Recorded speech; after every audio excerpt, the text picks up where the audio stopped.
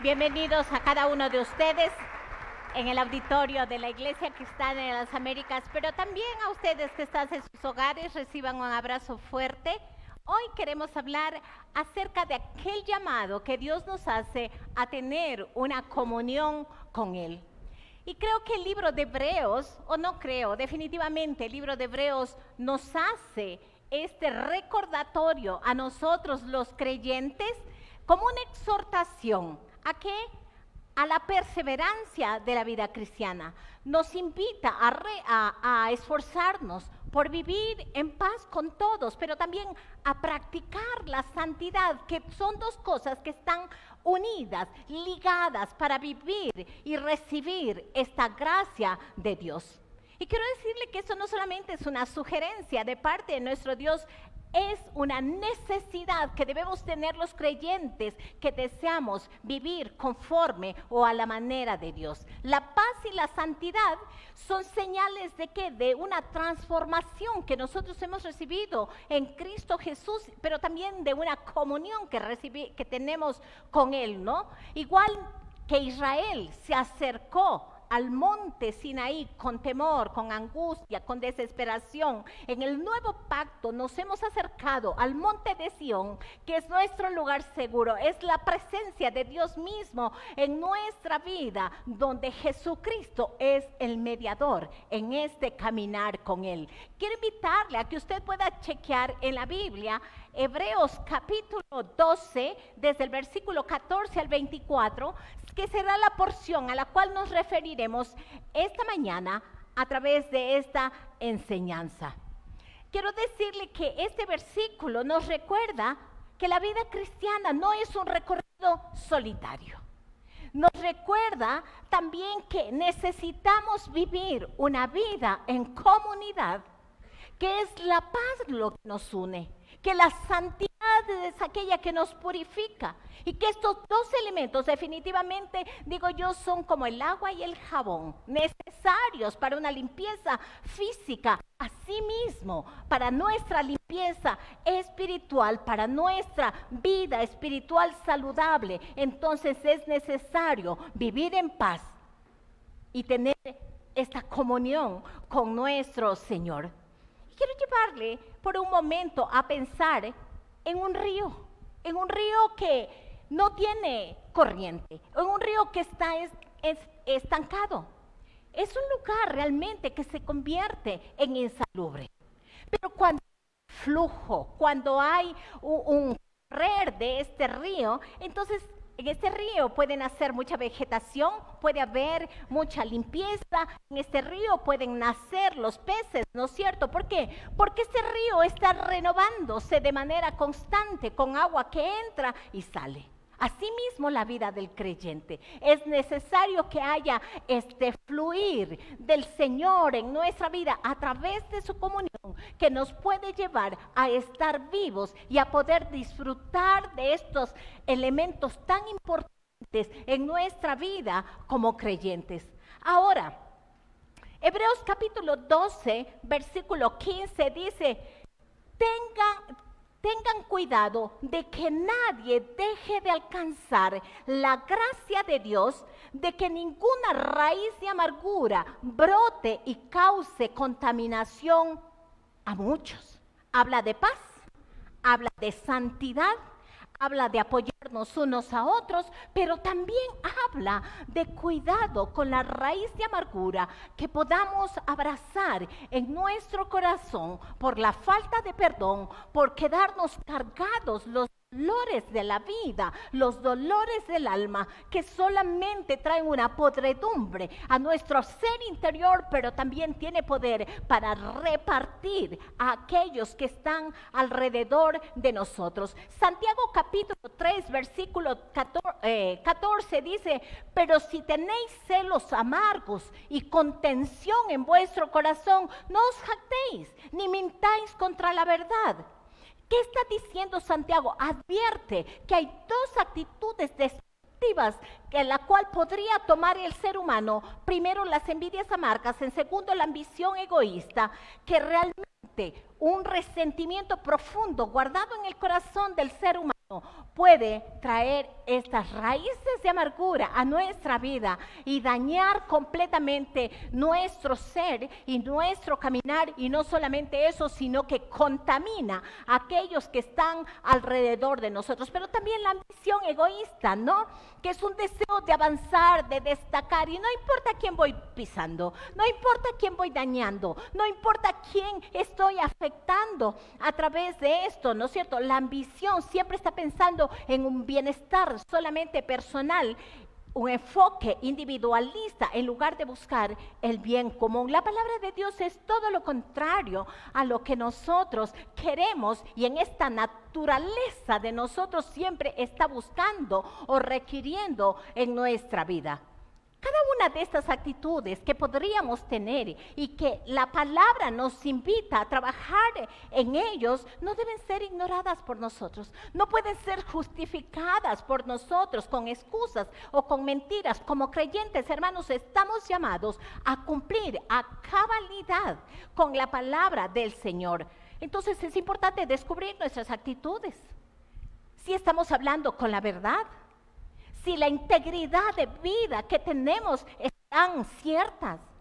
Dejar la envidia de lado, no, la ambición egoísta también que daña en nuestro caminar y que ésta nos pueda dominar. Que alejemos la sabiduría de Dios de nuestra vida y que no reflejemos la actitud que estamos llamados a reflejar. Quiero dejarle a usted 5 principios importantes que nos ofrece Hebreos capítulo 12, del 14 al 24. La primera dice: esfuércense por vivir en paz con todos y procuren llevar una vida santa. ¿Sí? El primer punto es: viva en paz. Viva en paz y en santidad, como una persona que ha sido llamada por Dios. ¿Qué está diciendo Hebreos a nuestra vida? Nos está llamando a esforzarnos por vivir en paz. Y si usted se da cuenta, la paz y la santidad están ligadas, porque sin ella, dice, nadie verá al Señor. ¿Qué sucede cuando una persona no tiene paz en su corazón? ¿Qué sucede? Hay problemas a nivel fisiológico, ¿no es cierto?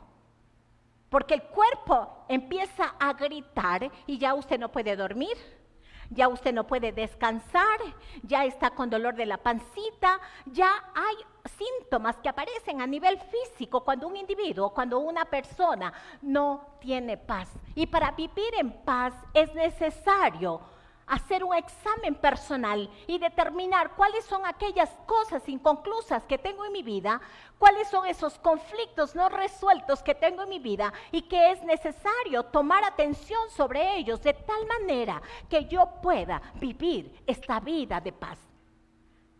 No es posible vivir en la burbuja, ¿no es cierto? Vamos a ser ofendidos en cualquier momento de la vida. Sin embargo, es necesario que nosotros procuremos, dice el Señor en su palabra, en la medida de lo posible, en lo que dependa de ti, estad en paz con todos. ¿Qué vas a hacer con la ofensa, no es cierto? ¿Qué es lo que vamos a hacer con la herida que alguien nos hizo? ¿Me voy a quedar cargado esto sobre mis espaldas y vivir peleados con todo el mundo? Y entonces la paz que yo necesito tener en mi vida, no puedo. Cuando las cosas no están resueltas, cuando hay cosas inconclusas en nuestro caminar, entonces no es posible. Somos gente peleona, muchas veces somos gente de conflicto, no queremos dejarnos de nadie ni que nadie nos vea la cara, ¿no es cierto? Frente a un conflicto no reaccionamos de la mejor manera. Y por eso dice el Señor, esfuércense por vivir en paz con todos y procuren llevar una vida santa. Es que no es posible, hermanos, ser contados como santos cuando no hay paz en nuestro corazón, porque hay asuntos no resueltos en nuestra vida. Mateo capítulo 5, versículo 9 dice: dichosos los que trabajan por la paz, porque serán llamados hijos de Dios. Hay gente tan conflictiva, hermanos, que no les gusta vivir en paz. Molestan por todo, fastidian por todo, se enojan por todo, son conflictivos. Usted no puede hablar con esa gente porque siempre tendrá algo para pincharle, para sacarles. No es gente de paz. No saben callar tampoco, ¿no es cierto? Y siguen pinchando allí mismo y allí mismo. Es gente que le encanta el conflicto y que no le gusta vivir en paz. Por eso dice el Señor, esfuércense, esfuércense, esfuércense por vivir en paz. Y dichosos los que trabajan por la paz. ¿Sabe cuándo usted trabaja por la paz? Cuando le dice al Señor, pon guarda mi boca, porque la boca que tengo es demasiado grande. Cuando usted se retira del conflicto y no contiende allí mismo y allí mismo, usted está buscando ¿qué? La paz, ¿no es cierto? Es una persona que está trabajando por la paz. Y si trabajamos en favor de la paz, entonces, ¿qué dice la palabra? Seremos llamados hijos de Dios. En una relación, hermanos, con Dios, se refleja justamente ¿qué? Esta relación con los demás, ¿no es cierto? En una relación con Dios enseguida se va a evidenciar que no queremos guerra, queremos procurar vivir una vida de paz, pero no es algo que yo puedo decir que podemos atribuir a nuestra vida, no. Eso es producto de una relación con Dios, porque usted y yo somos duritos. Somos terribles, peleones. No me voy a dejar. ¿Por qué te tengo pues que dejar? No, tú no me vas a ver la cara a mí. Y vivimos tras excusa y la vida entonces se vuelve un conflicto en nuestro caminar. Ahora, estaba escuchando, vi un TikTok con mi hija, acerca del fruto del Espíritu y acerca de los dones del Espíritu. Y que la gente persigue mucho fluir en los dones. Y no tengo nada en contra de los dones. Creo que debemos fluir en los dones. Donde sanidad, donde ciencia, donde administración, donde hablar en lenguas. Deberíamos procurar los dones en nuestra vida. Pero poca gente está buscando el fruto del Espíritu en su vida. ¿Sí? Y es que el fruto se refleja ¿de dónde? De adentro hacia afuera. Los dones somos vistos.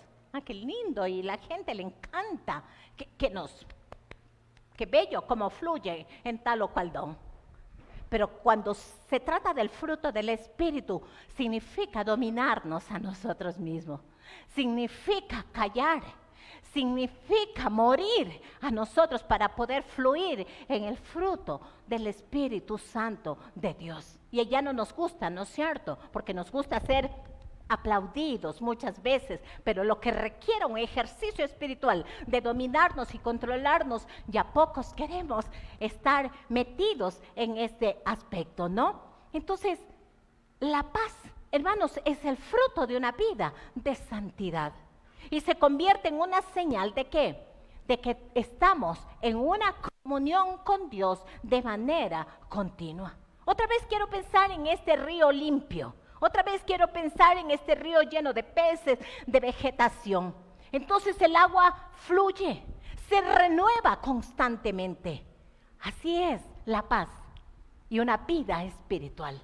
Producto de una relación con el Señor que se va renovando día a día, en todo tiempo, en todo momento en nuestra vida. Y es que cuando dejamos, hermanos, de fluir en esa relación con Dios, entonces la vida que vivimos ya no es una vida de paz y nos estamos alejando de esa santidad que Dios quiere que vivamos cada uno de nosotros. Piense por un momento en esta historia como una ilustración, en esta historia de Abigail con David.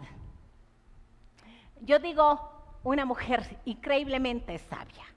A veces las mujeres somos muy chinchosas. Pinchamos. Mire la actitud de esta mujer. Se iba a generar un conflicto fuerte dentro de su familia. Podría haber un derramamiento o podría haber habido un derramamiento de sangre. Sin embargo, una mujer de paz, ¿qué hace? Actuar sabiamente en el momento apropiado, tomar las mejores decisiones en aquel instante. Y eso fue lo que hizo Abigail frente a la actitud incorrecta del marido que tenía, ¿no es cierto? Que era un hombre rudo, un hombre grosero, un hombre malcriado. ¿Qué hizo ella? No dijo, no, pues, este viene a quitarnos de mi trabajo, en lo que yo me he esforzado, en lo que yo he trabajado, en lo que yo tengo. No dijo eso. Con la actitud que ella mostró, lo que hizo es poner paz. ¿En qué? En esta relación entre su esposo y David. Y entonces evitó una catástrofe. Hermanos queridos, toca hacer sacrificios en ocasiones. Toca inclusive decir, voy a perder mis derechos porque yo quiero vivir en paz.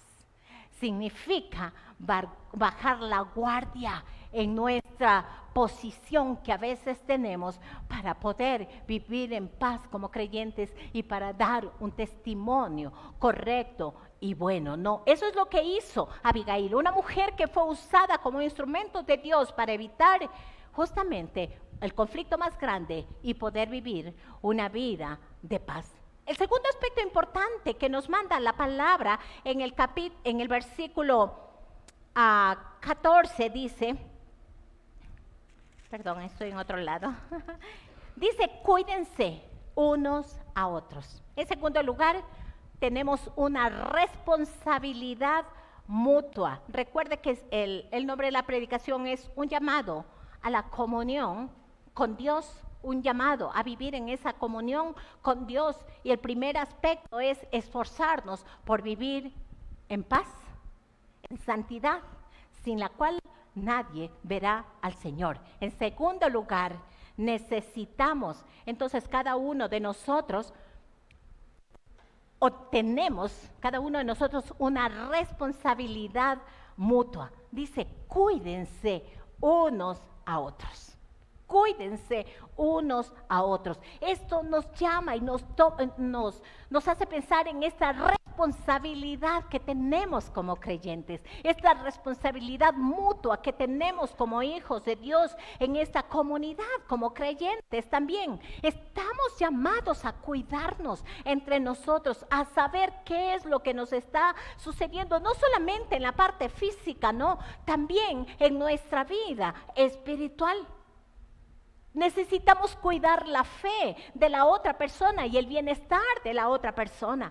Qué importante que es las conversaciones que mantenemos. Qué importante que es si somos unos motivadores de que las personas puedan seguir en la fe en Cristo, o qué es lo que estamos diciendo con nuestra boca. ¿Qué tal si alguien viene y usted le ve por allí y se ha decepcionado no de Dios? Y aunque sabemos engañarnos, si nos decepcionamos de Dios, en realidad deberíamos decepcionarnos de los seres humanos porque somos tan débiles y tan fallosos. Sin embargo, ¿cuáles son nuestras conversaciones? Tenemos esta responsabilidad mutua de levantar y de ayudar. ¿Por qué dice la palabra que necesitamos responsabilizarnos los unos a los otros? ¿Sabe por qué? Dice la palabra, para que ninguno deje de recibir la gracia de Dios. ¿Qué es la gracia de Dios, hermanos? Es este regalo inmerecido que Dios nos ha dado, ¿no es cierto? Porque la gente cuando se aparta de Dios, cuando se va de Dios, la sociedad no tiene nada que regalarle. Pero ¿sabe qué? Podrían caer en un abandono de la relación con Dios, inclusive podrían perder su salvación. La palabra dice, cuiden con temor y temblor su salvación. Y cuando la gente se va de Cristo, está a punto de caer. Por eso, cuídense unos a otros para que ninguno deje de recibir la gracia de Dios. Porque nos advierte esta porción de las Escrituras que el peligro que existe, ¿no?, al alejarnos de esta gracia inmerecida que Dios nos da, este favor inmerecido que Dios nos da, esta esperanza del perdón, de la consolación. Cuando alguien dentro de nuestra comunidad se distancia de Dios, entonces puede estar empezando a apartarse de esta gracia, de este regalo inmerecido que Dios nos da. Gálatas capítulo 6, versículo 1 y 2 dice la palabra: hermanos, si alguien es sorprendido en pecado, ustedes que son espirituales deben restaurarle con una actitud humilde. Pero cuídese cada uno, también hace la advertencia, porque también puede ser tentado. Ayúdense unos a otros a llevar sus cargas y así cumplirán la ley de Cristo. No somos jueces de nadie, hermanos. Si alguien está equivocado en su vida, en su caminar, dice: ustedes que son espirituales. El llamado es que ustedes que son espirituales, ¿qué dice? Deben restaurarles con una actitud de humildad. Sencillos, ¿por qué? Porque tal vez hoy estamos muy bien espiritualmente y no sabemos. La vida nos da diferentes situaciones que experimentamos. Tal vez mañana estamos en crisis nosotros y necesitamos que alguien nos haga respirar y nos levante de donde estamos. Por eso dice Gálatas: cuídese cada uno, porque también puede ser tentado, ¿no? Ayúdense unos a otros a llevar la carga. Preguntémonos: ¿cómo estás? ¿Qué está pasando? ¿Puedo ayudarte en algo? ¿Puedo servirte en algo?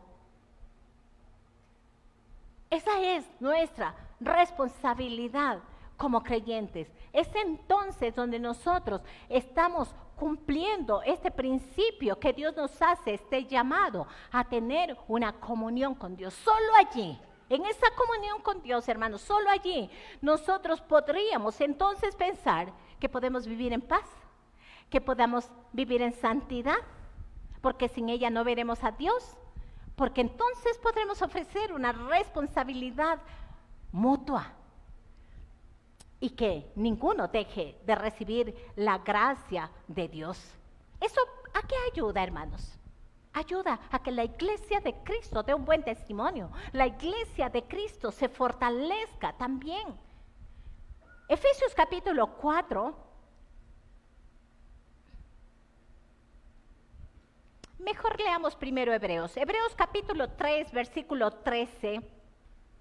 Dice la palabra: más bien, mientras dure este hoy, anímense unos a otros cada día, para que ninguno de ustedes se endurezca por el engaño del pecado. Hermanos, dice la palabra que el enemigo anda como león rugiente buscando a quien devorar. Usted no está libre de caer. Usted no está libre, ni yo, de una trampa del enemigo. Entonces, la palabra nos advierte y nos dice: no, anímense unos a otros cada día para que ninguno se endurezca por el engaño del pecado. Porque sí, podemos ser engañados, sí, podemos tomar caminos equivocados. Y qué bueno cuando alguien en esa circunstancia de nuestra vida nos dice: aquí estoy, puedes contar conmigo, llámame, no importa, estoy aquí para darte una mano. Efesios capítulo 4, versículo 29, dice la palabra: eviten toda conversación obscena. Por el contrario, que sus palabras contribuyan a la necesaria edificación y sean de bendición para los oyentes o para quienes los escuchan. Qué importante que estamos hablando con nuestra boca. Hermanos, ojalá no seamos piedra de tropiezo para nadie, sino que ayudemos a levantar y a sostener a aquellos que necesitan. Santiago capítulo 5, versículos 19 y 20 dice: hermanos míos, si alguno de ustedes se aparta de la verdad y otro le hace volver, recuerden que quien hace volver a un pecador de su extravío lo salvará de la muerte y cubrirá muchísimas pecados, muchísimas faltas. Mire qué importante que es el apoyarnos y el ayudarnos unos a otros. Entonces Santiago nos está animando a cada uno de nosotros a traer de vuelta aquellos que están escapados del Señor. Esta es una responsabilidad cristiana. Esto es una responsabilidad de aquellos que hemos creído. Es una pena, porque vivimos para nosotros. Y no tenemos tiempo para nadie, ¿no? Y no tenemos tiempo para nadie. Esta es la sociedad en la que vivimos. Egoísta, preocupados de sí mismo, pensando solo en sí mismo. La palabra de Dios es todo lo contrario. Ojalá pudiéramos ser hacedores verdaderos de la palabra del Señor. Creo que necesitamos mantener una oración constante delante de nuestro Dios y estar atentos a las necesidades emocionales y espirituales de los demás.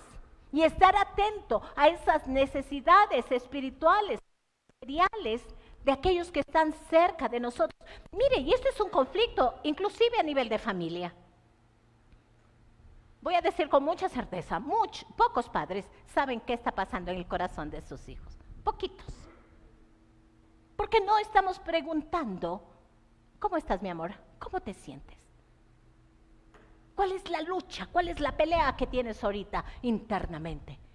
Entramos, salimos, venimos del trabajo, comemos, se acabó. Le pregunto, ¿cuándo es su tiempo donde usted se reúne con sus hijos a leer la palabra de Dios, a comer algo rico y a preguntarles, a investigarles el corazón de los hijos? ¿Cómo están? En la carrera de la vida es imposible poder hacer esto. Eso es preocuparnos unos por otros. Eso es el mandato que Dios hace y se empieza por la casa, por la convivencia conyugal y preguntar al otro, ¿qué? ¿Cómo estás hoy día? ¿Qué está pasando?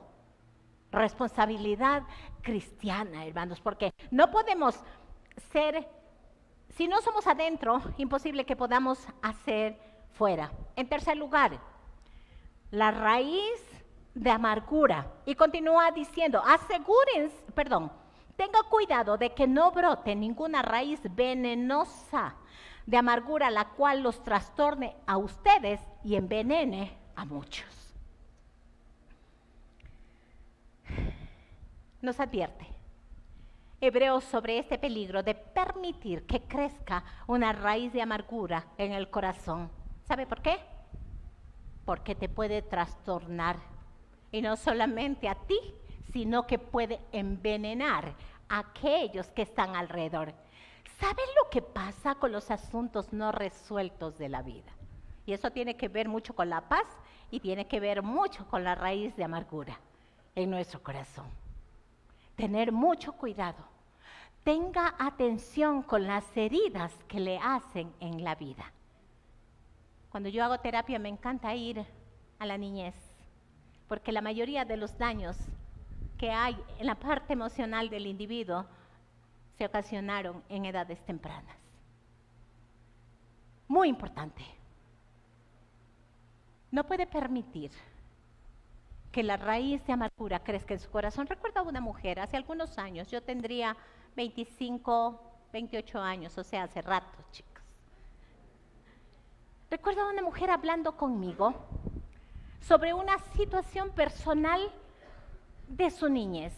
Abandono, rechazo.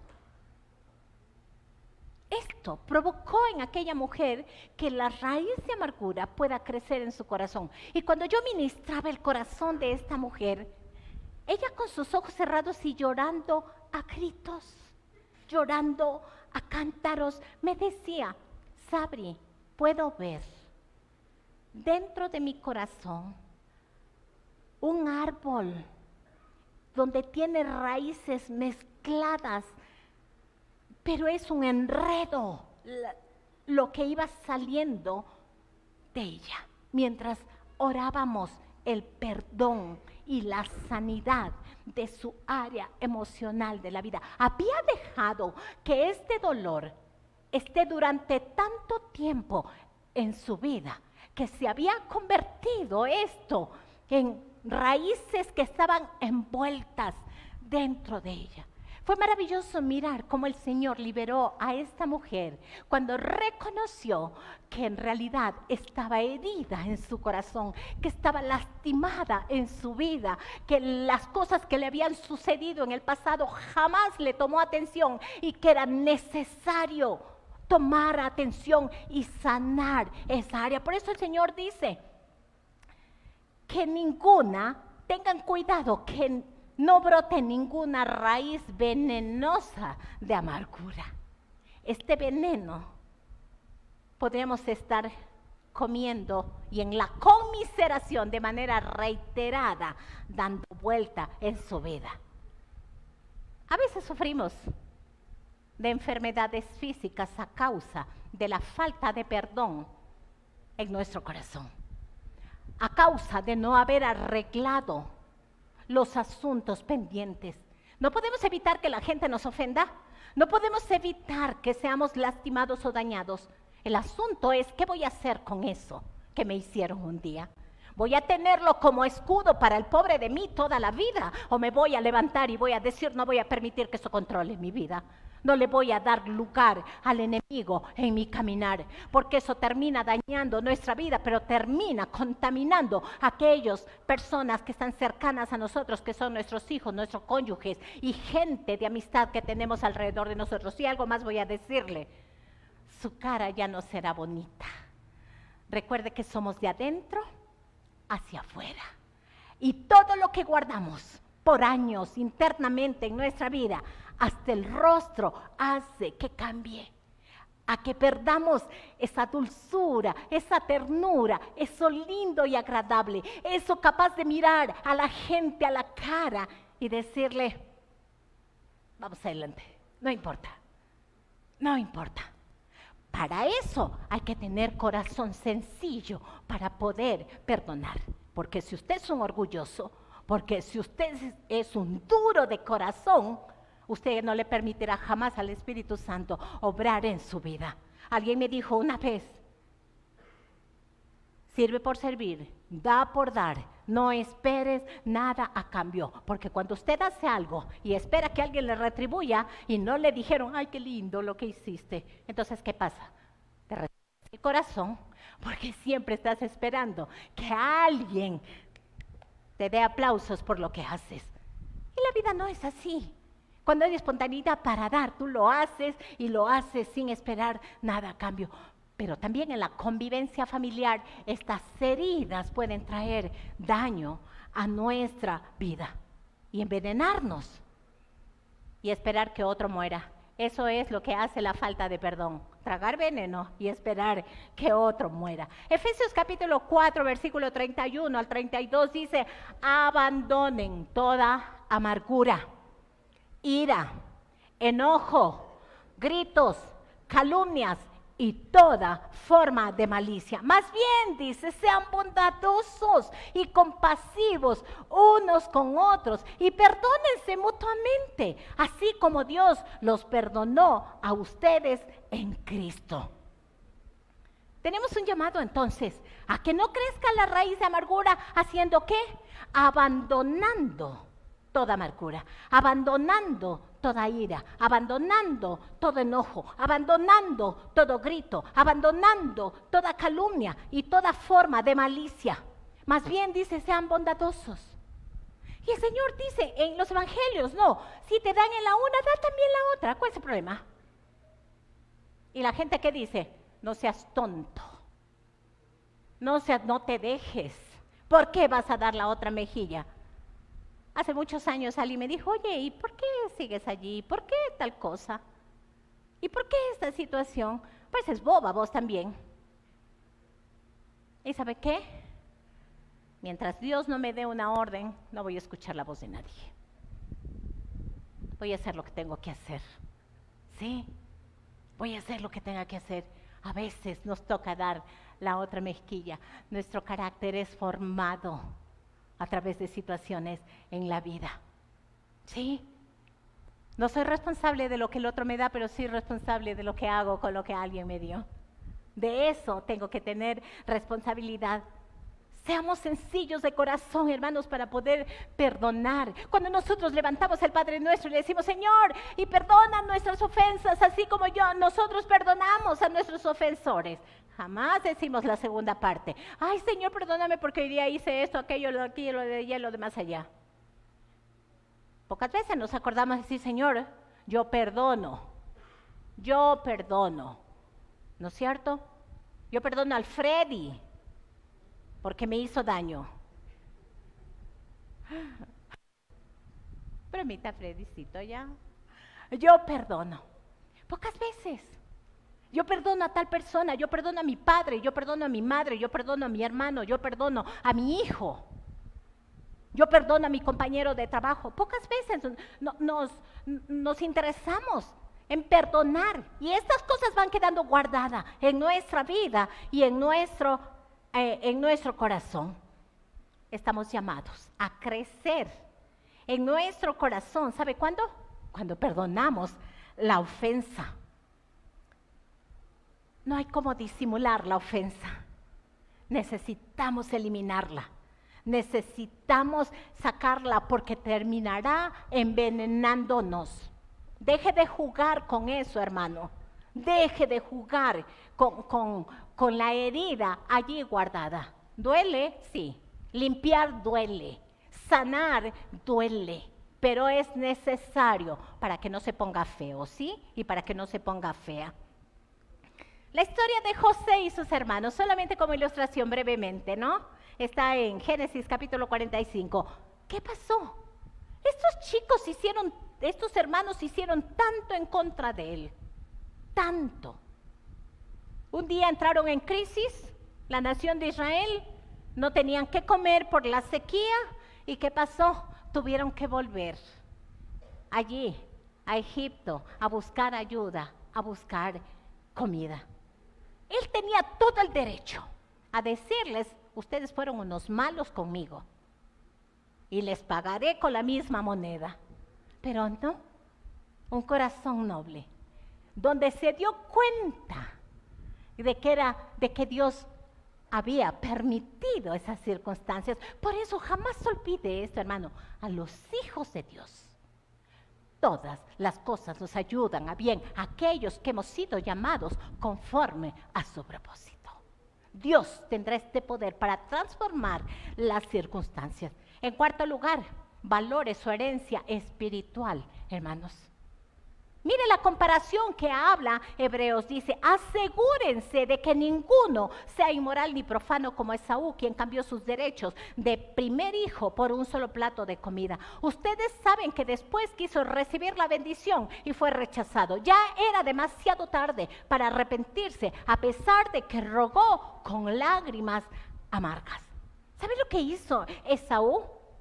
Este hombre cambió su primogenitura por un plato de comida. Dos cosas voy a enseñarle aquí. Tenga cuidado con el cansancio y tenga cuidado cuando tenga hambre, porque podrían ser enemigos de nuestra vida. Cuando estamos cansados de cualquier situación, de nuestro trabajo, de nuestra relación matrimonial, de nuestra convivencia, de nuestra relación con nuestros hijos, ojalá te largaras lejos. Baje la guardia, coma, duerma, descanse. Y entonces va a poder pensar claramente, va a poder pensar objetivamente. No va a estar controlado por su parte emocional. Qué importante es que es usar la razón en las decisiones de la vida. ¿Cuánta gente abandona su vida espiritual por un plato de lentejas? Y poco a poco esto va enraizándose y más luego ya están fuera de Dios. ¿Por qué? Porque en un momento de cansancio, porque en un momento de hambre no les importó la vida espiritual. Y ya cuando quieres volver, cada vez ya estás más atrapado y te jala y te jala y te jala. Mucho cuidado, hermanos. Mateo 6, 19 y 20. No acumulen para sí tesoros en la tierra, donde la polilla y el óxido destruyen, y donde los ladrones se meten a robar. Más bien, acumulen para sí tesoros en el cielo. La vida espiritual es desde la eternidad hasta la eternidad. Entonces, la historia de Esaú, hermanos, nos recuerda el valor que tiene nuestra vida espiritual. Y la satisfacción que nos dan las cosas temporales, pero como nos encanta el aquí y el ahora, ¿no? Nos encanta el éxito, que nos vean. Y no importa. Hay cosas con las que podemos lidiar, hermanos, en nuestra vida diaria. Otras le pertenecen solamente a Dios. Y si usted no tiene una relación con Dios, olvídelo. Nadie podrá ayudarlo. Ni el mejor psicólogo del mundo. Nadie. Solo Dios. Hay cosas que son espirituales y le pertenecen al Señor. Valore su herencia espiritual. Valore. ¿Recuerda a este hombre como ilustración nomás a Sansón y Dalila? ¿Recuerda? Este mujeriego, ¿no? Malcriado. Buscó placer momentáneo. Sacrificó el propósito que Dios tenía para su vida y su llamado espiritual. Jamás protegió su relación con Dios. Pero sus deseos carnales le condujeron ¿a dónde? A la pérdida de su fuerza y a su muerte en semejante condición, porque perdemos esta comunión con Dios. Finalmente, esta comparación entre el monte Sinaí y el monte de Sión, que está en el versículo 18 al 24. El autor de Hebreos hace esta comparación entre lo que significa el monte Sinaí. ¿Sí? ¿Sabe qué? El monte Sinaí es un símbolo de la ley. Es un símbolo del juicio de Dios. Mientras que el monte de Sión tiene que ver con la gracia. Tiene que ver con el perdón. Tiene que ver con ese lugar seguro a donde usted puede ir cada vez que falla. Todavía está allí, disponible para cada uno de nosotros. El monte Sinaí fue donde Moisés recibió las tablas, donde el pueblo estaba viviendo tiempos de angustia, tiempos difíciles. Estamos en un lugar de reposo, en el lugar seguro, en el monte de Sión, el monte de Dios, ese lugar de refrigerio que todos necesitamos en nuestra vida. Romanos capítulo 8, versículo 1 al 2 dice la palabra: por lo tanto, no hay ninguna condenación para los que están unidos a Cristo Jesús, porque por medio de Él, la ley del Espíritu de vida me ha liberado. ¿De qué? De la ley del pecado y de la ley de la muerte. Es como pasar, hermanos, de vivir de un régimen opresivo a vivir en este lugar de refugio, a ser libres, porque eso es lo que nos ofrece Cristo Jesús, al amarnos de la manera como nos ha amado, a vivir una vida en paz, a vivir una vida sin temor, a vivir una vida abrazados de Él todo el tiempo. Saber que voy allá y ese es mi lugar de refugio, ese es mi lugar seguro. ¿Quién podrá sacarme de aquí? Nadie. ¿Quién podrá? ¿Quién podrá llevarme fuera de Él? Nadie. Ninguna cosa creada, dice la palabra. Sí, nada. Ningún conflicto. Ninguna pérdida será más grande que lo que es nuestro Dios. Debemos recordar, a manera de ilustración, hermanos, aquel regreso del hijo pródigo. Allí está, la puerta abierta. ¿verdad? En Lucas 15 usted puede revisar, Lucas 15 del 11 al 32. La puerta está abierta para volver al Padre. No como somos nosotros, no duros, con amor, con la ternura que solamente Él tiene para nosotros, con perdón, con darnos una nueva oportunidad para nuestra vida, para poder vivir en esa paz en nuestro corazón. Acerquémonos pues ante el trono de la gracia. ¿Para qué? Para hallar el oportuno socorro para nuestras vidas. Hay responsabilidades como creyentes. Sí, necesitamos entonces para la aplicación práctica suya y mía también, busque la paz de manera activa. Practique el perdón todos los días de su vida. Viva en santidad sin la cual nadie verá al Señor. Erradique la amargura de su vida arreglando los asuntos pendientes y valore lo eterno frente a lo temporal, que quizá nos da un poquito de alegría, porque el gozo duradero viene de una relación profunda con el Señor. Les invito a ustedes que están en su casa a poner en práctica. Esto es la relación con Cristo Jesús, una vida, no perfecta, pero una vida de paz, una vida de gozo. Les abrazo a la distancia. Que el Señor les bendiga.